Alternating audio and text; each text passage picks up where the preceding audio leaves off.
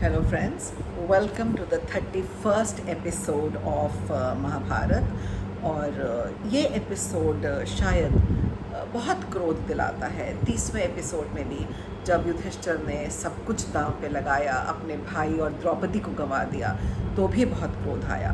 तो जब इस रोचक मोड़ पे कहानी आ गई है तो मैं इसको बहुत जल्दबाजी में आगे नहीं ले जाना चाहती, क्योंकि यहाँ पे द्रौपदी के, मैंने जैसे कहा था, बहुत तीखे प्रश्न हैं और धर्म के मर्मज्ञ ही और प्रज्ञाता ही उनका जवाब दे सकते थे, पर पूरी नपुंसक कौरव सभा चुप बैठी हुई थी।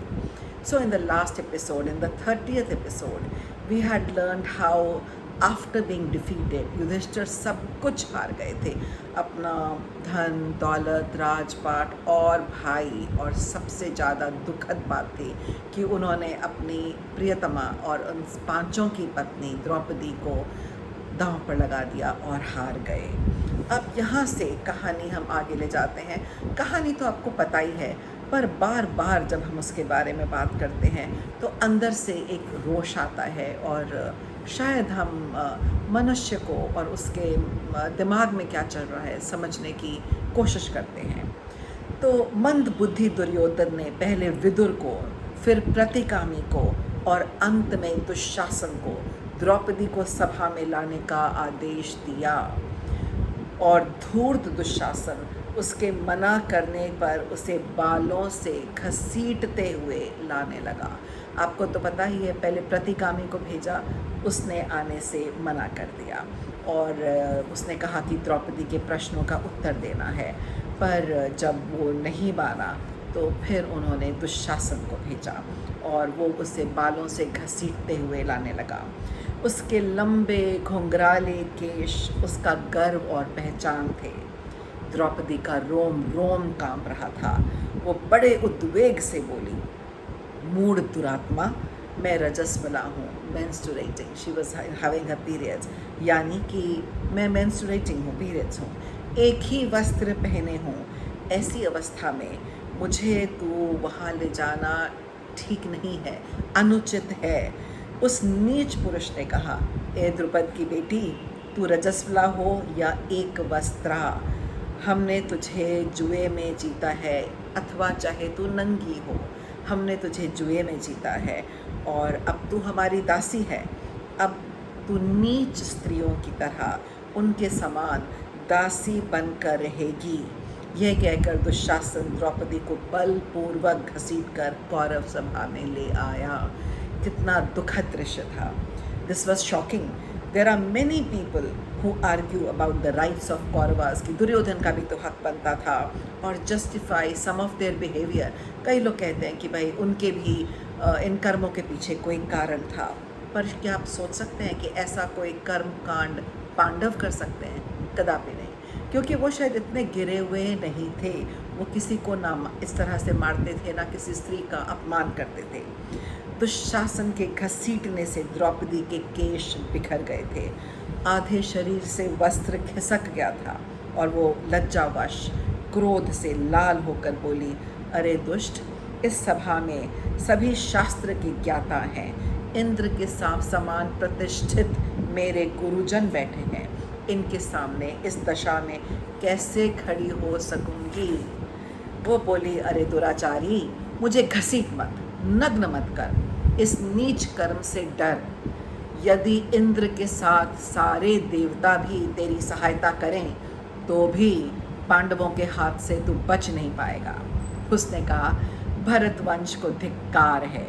ये सभा में बैठे कुरुवंशी अपनी आँखों से कुल की मर्यादा, कुल की वर वधू का नाश देख रहे हैं। उसने कहा द्रौपदी ने कि द्रोण, भीष्म और महात्मा विदुर का आत्मबल कहाँ चला गया? बड़े बूढ़े इस अधर्म को क्यों देख रहे हैं? वो बहुत क्रोधित थी। ये सब उसने क्रोधित नेत्रों से पांडवों को देखते हुए कहा और उनके ऊपर कटाक्ष किया, ताकि उनके पुरुषार्थ को ललकार सके, मैस्कुलिनिटी को, कि क्यों ऐसे मरे पड़े हैं जिनकी पत्नी को ऐसे घसीट रहे हैं। पांडवों के जीवन का ये सबसे दुखद पल था। पांडवों की ओर देखकर दुशासन ने उसे और ज़ोर से घसीटा। वो तो बहुत मज़े ले रहा था और उसे दासी कहकर ठहाके लगाकर हंसने लगा। ओ दासी कह के बहुत हंसने लगा। इस समय कर्ण ने दुशासन का समर्थन किया, उसे इस दुराचार से रोका नहीं। इसीलिए जो लोग कर्ण का समर्थन करते हैं, उसकी प्रशंसा करते हैं और कहते हैं कर्ण के साथ अन्याय हुआ। बहुत लोगों के साथ अन्याय होता है जीवन में, बहुत उनका जीवन कठिन होता है। कई तो बचपन से अनाथ है, उसको तो बहुत प्यार देने वाले माँ बाप ने पाला था, चाहे अपने पिता नहीं थे, फिर भी ये बहुत शर्मनाक था। इस चीज़ का कोई भी ऐसा नहीं है कि हम उसको कह सकें कि इसकी माफ़ी है। तो कर्ण के साथ जो हुआ वो डिज़र्व करता था, उसी के लायक था। So we definitely believe there is no excuse for this. ये एक करप्ट दिमाग और दिल दिखाता है। इन सब के अतिरिक्त सभी सभासद ये क्रूर कर्म देखकर अत्यंत दुखी हुए। द्रौपदी ने कहा कि इन लोगों ने छल से धर्मराज युधिष्ठिर को हराया है और जुआ खिलाया है। इस संबंध में मेरे कुछ प्रश्न हैं आप सब से। तो द्रौपदी एक बड़ी बुद्धिमान स्त्री थी और बहुत तेज रखती थी। उसने अपने प्रश्न पूछे। द्रौपदी ने कहा कि पहले उन्होंने अपने भाइयों को और फिर अपने को हारा है, उसके बाद मुझे दांव पर लगाया। मैं जानना चाहती हूँ कि खुद को हार कर मुझे दांव पर लगाना क्या धर्म के अनुसार और अनुकूल है? ये उनका अधिकार है कि नहीं?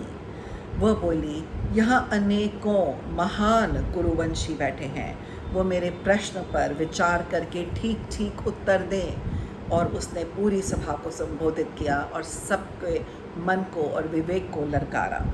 पांडवों का दुख और द्रौपदी की कातरता देख विकर्ण, जो सबसे छोटा कौरवों का भाई था, जो थोड़ी सद्बुद्धि रखता था, वो बोला कि द्रौपदी के इस प्रश्न का हमें बहुत विचार करके उत्तर देना चाहिए। त्रुटि होने पर हम नरकगामी होंगे। विकर्ण ही एक ऐसा भाई था जो सदा ही सद्बुद्धि रखता था। उसने कहा कि पिता धृतराष्ट्र, आचार्य द्रोण, महात्मा विदुर, भीष्म पितामह इत्यादि क्यों नहीं विचार विमर्श करते? ये सब क्यों चुप हैं? आप सब पतिव्रता द्रौपदी के प्रश्न पर विचार करके उत्तर दें।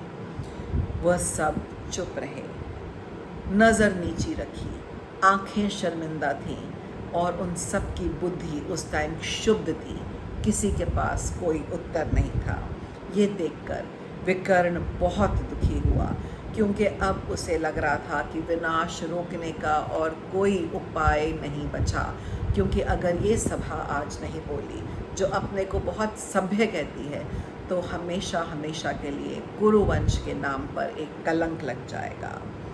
तो ऐसे मोड़ पर जब हम आते हैं और कर्ण जैसे वीर, जिसको आप दानी, महापुरुष, वीर कहते हो, जब उसका ऐसा आचरण देखते हैं तो हमारे मन में कोई शंका नहीं रहती कि उसके साथ जो भी महान युद्ध में हुआ वो उचित था। जो उसने अभिमन्यु के साथ भी किया, उसके उपरांत जो भी हुआ वो उचित था।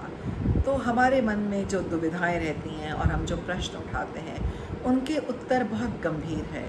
द्रौपदी के प्रश्न भी बहुत गंभीर हैं। तो इसको मैं बहुत जल्दी से नहीं समाप्त करूँगी। कौरव सभा में द्रौपदी मैं 3-4 एपिसोड्स में लेके जाऊँगी, ताकि आप सब इन प्रश्नों पे विचार करें और नीचे अपने विचार मेरे साथ साझा करें। So meeting you in the next episode. हमेशा की तरह कृष्ण को साक्षी रखकर इस एपिसोड को समाप्त करते हैं। Have a nice day.